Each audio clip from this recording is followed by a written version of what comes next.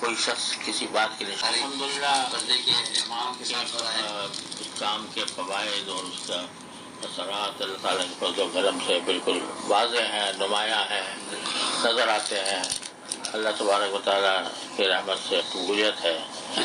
بس یہ ہے کہ بھائی علم صحیح کے ساتھ ہو کام، سمجھے آپ؟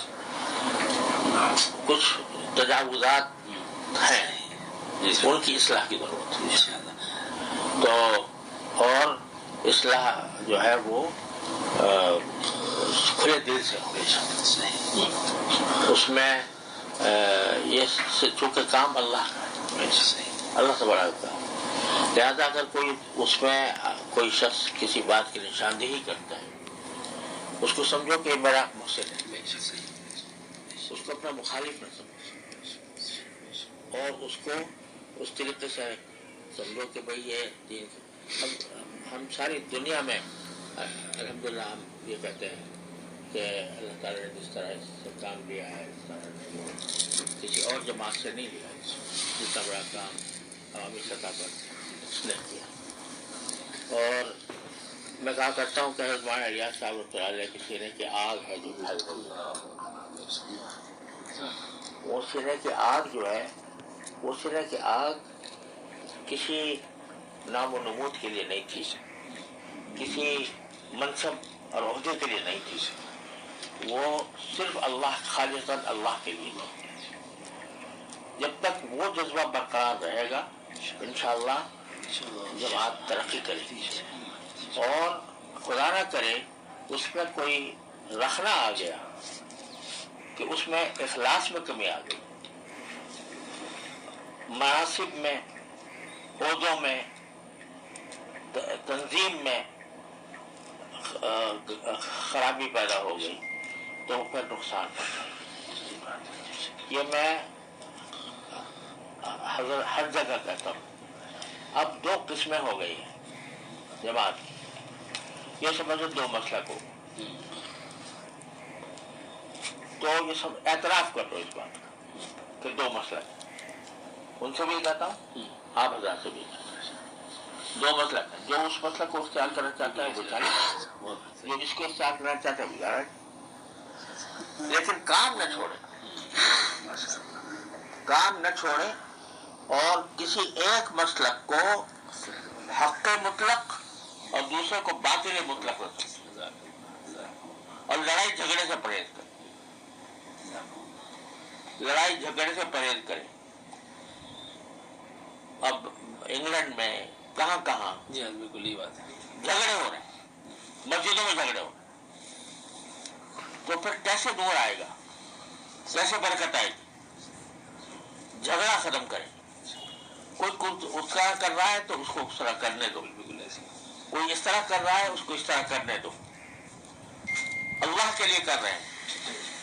جو اب بدگمانیاں، بد زبانیاں، اس سے پرہیز،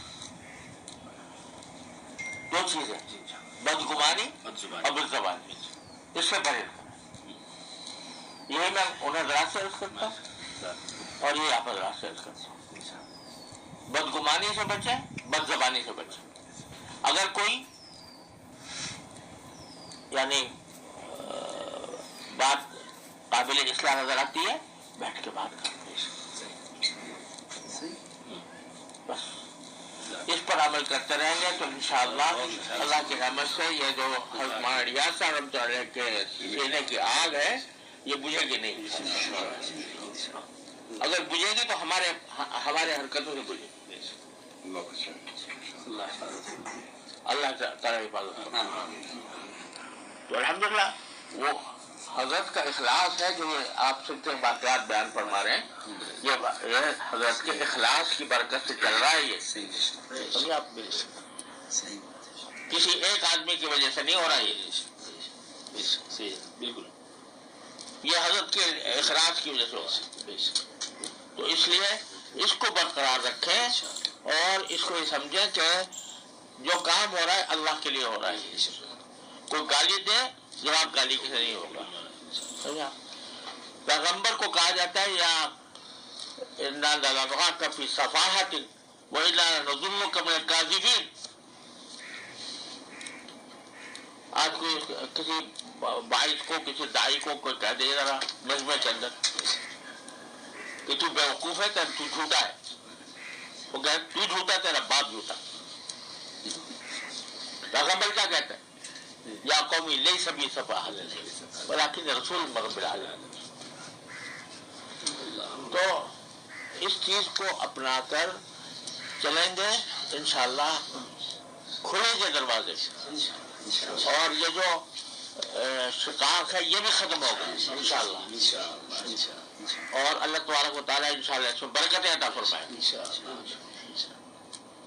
یہ سمجھو چلو دو مسلک ہو گئے، ایک حنفی ایک شافعی ایک مالکی ایک حنبلی، چار ہو گئے نا.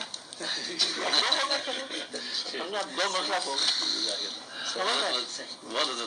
بہت فائدہ ہوا. دو مسلک ہو گئے. مجھ سے پوچھتا ہے کوئی بھائی یہ بہتر ہے یا بہتر ہے، میں نے کہا دونوں اپنے مسلک ہے سمجھ لو. تم اگر ایک مسلک سے وابستہ ہو اس مسلک سے کر لو، تم حنفی ہو حنفی طریقے سے کر لو، تم شافعی ہو یہ بات مستقل کہتا ہے. وہ آپ سے جو اس سے پہلے مجلس آپ نے فرمائی تھی اور یہ باتیں فرمائی تھا بالاستیعاب ماشاءاللہ کہی جاتی ہے. ہم نے ہدایات میں بھی فجر کے بیانات میں بھی روانگی کوئی دین کا بیان ایسا نہیں جھگڑا کرتا. جی حضرت اس کی بہت پابندی ہے کہ پابندی لگائے جی بہت پابند اس بات حضرت یہاں پہ جماعتوں سے کہہ کر روانہ کرتے ہیں کہ اگر کوئی آپ کا بستر نکال بھی دے مسجد سے آپ دوسری مسجد میں چلے جائیے، ضروری نہیں آپ اسی مسجد میں داخل ہو کر کام کریں. وہ محبت سے کام کریں، اللہ راستے کھولے گا اور اللہ تعالیٰ کام لے گا انشاءاللہ. یہ ہر دن کی حضرت ہدایات دیتے ہیں علماء کو خاص طور سے عوام کو بالکل. وہ عجیب ایک مجھے قصہ یاد آیا.